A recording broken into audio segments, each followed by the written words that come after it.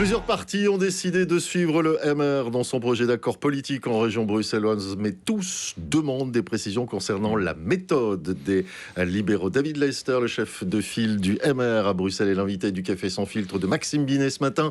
Bonjour messieurs, bonjour Maxime. Bonjour Emmanuel, oui, on va faire le compte. Les engagés, Défi, OpenVID et NVA sont prêts à négocier, mais veulent revoir plusieurs points du texte libéral. Le PS n'a pas donné suite au projet du MR. Voreut et Groen temporisent et demandent des précisions concernant la méthode. Bonjour David Leyster. Bonjour. Donc quel état d'esprit êtes-vous ce matin? Êtes-vous proche d'aboutir enfin à un gouvernement à Bruxelles au bout d'un an?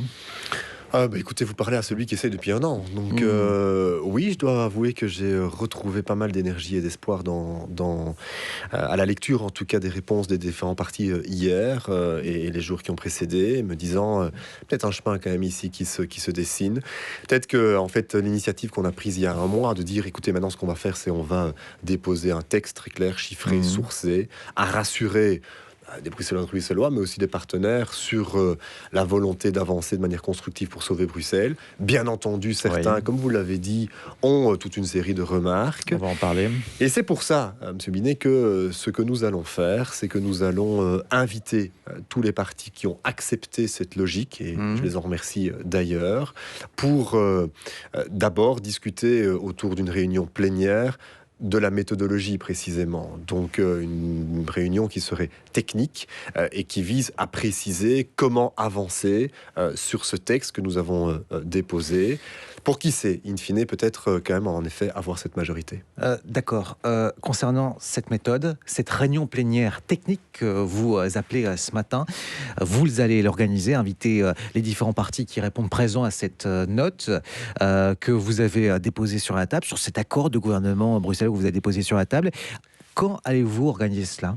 Quel est votre agenda? Non, c'est cette semaine. Écoutez, c'est dans les prochains jours. Oui. On a reçu les réponses hier encore jusque tard hier soir. Donc, je suis chez vous ce matin et on va préciser une heure. Mais voilà, ça sera demain ou après-demain. Vous avez déjà pu prendre aussi le pouls des différents potentiels négociateurs, potentiels partenaires. Il y a un parti qui ne s'est pas encore clairement exprimé. Il s'agit d'Écolo qui tiendra une assemblée générale ce jeudi soir. Quel message avez-vous pour les Verts ce matin, eux, qui pourraient tout faire basculer? Vous pouvez avoir une majorité sans le Parti Socialiste qui ne veut pas parler de votre texte, avec Écolo, notamment du côté francophone.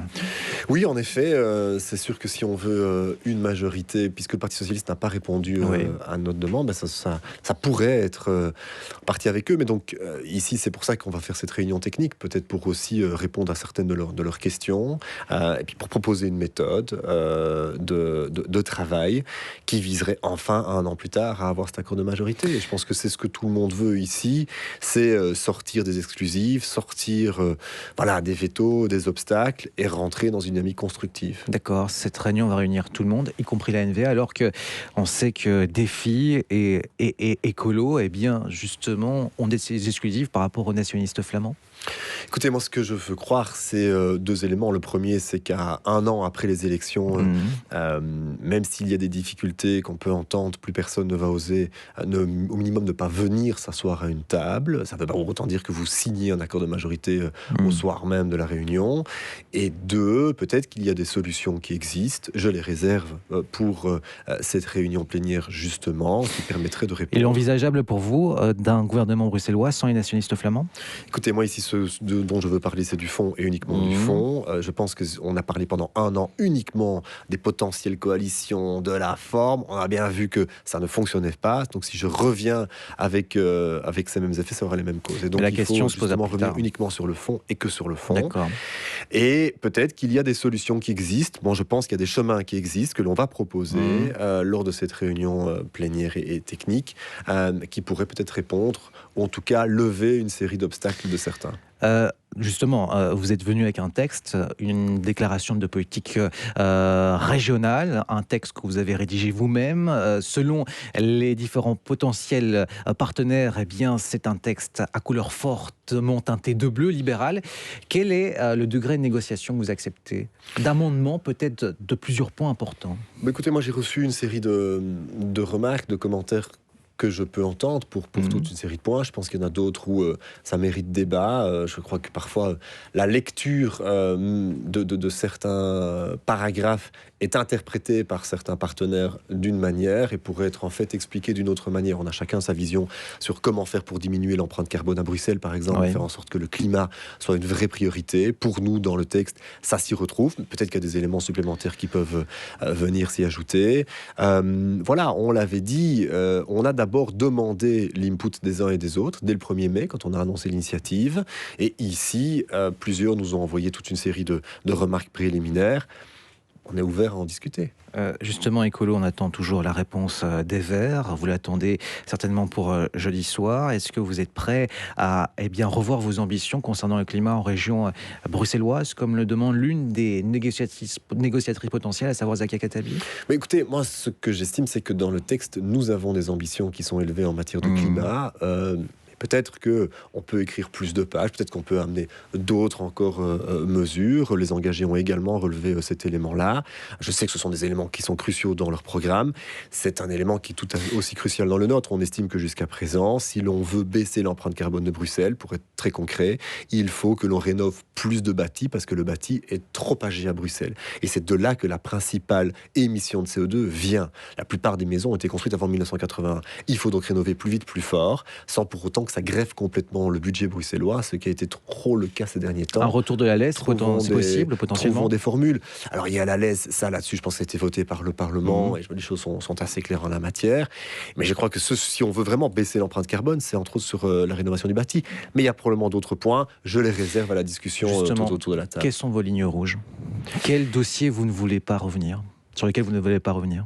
Écoutez, vous me permettrez de ne pas trop rentrer non plus dans ces lignes rouges là maintenant, parce que ce serait ces lignes rouges, l'ajustement budgétaire, le retour à l'équilibre, d'accord. Notez quand même que le texte que l'on a déposé ici, c'était une fameuse prise de risque et de responsabilité, puisque ça n'est pas uniquement de grandes intentions, c'est des mesures très claires, chiffrées, sourcées. Donc tout est là, nous on s'est mis à nu face aux partenaires, face aux électeurs aussi. Voici ce que l'on est prêt à proposer, avec des mesures dedans qui sont pas toujours simples à porter, parce que si on veut revenir à un équilibre budgétaire, je suis désolé de vous le dire, mais il va falloir prendre des mesures qui sont difficiles. On les a mises noir sur blanc dans le texte, avec les critiques que cela peut amener. Si ça mène à un débat qui mène à un accord de gouvernement, moi je serais le plus heureux des Bruxellois. C'est donc un texte à casser brièvement, vraiment. On voit que la région bruxelloise traverse une crise, la plus grave crise de son histoire depuis 1989. Est-ce qu'il faut revoir l'institutionnel à Bruxelles? Est-ce qu'il faut passer par une refonte des institutions? Je crois qu'il faut faire 3 choses. Un, il faut revoir le système électoral bruxellois. Je vous rappelle qu'à Bruxelles, on ne peut pas retourner voter si on voulait, contrairement au fédéral. Et à Bruxelles, vous n'avez pas le roi. J'ai toujours dit, Bart de Wever, il a été voir le roi 18 fois. Moi, je ne peux pas le voir. Pourtant, ça a quand même pris un certain temps. Donc, reconnaissons qu'il y a comme ça des éléments qui doivent être vus. Des listes bilingues, par exemple. Est-ce que c'est un élément dont on pourrait discuter, par exemple? Voilà, si on n'utilisait pas cette crise pour revoir le système électoral, franchement, on se serait quand même vachement planté. Imaginez qu'on ait la même crise en 2030, 2029, 30. Ce serait quand même dommage. Derrière ça, bien sûr qu'il faut revoir les institutions bruxelloises. On a bien compris que c'était trop compliqué. Mais il faut revoir aussi la machine bruxelloise. C'est l'OCDE qui le dit. On l'a mis dans notre texte. Il y a trop d'appareils bruxellois, parfois trop de doublons. On doit rendre ça plus efficace, plus efficient. C'était le Café sans fil de David Lester. Et on en sera plus dans le cours de la journée concernant cette date pour cette plénière à ces différents partis qui souhaitent participer à l'initiative du mouvement réformateur. Merci beaucoup, messieurs. Bonne journée. Il est 7h21.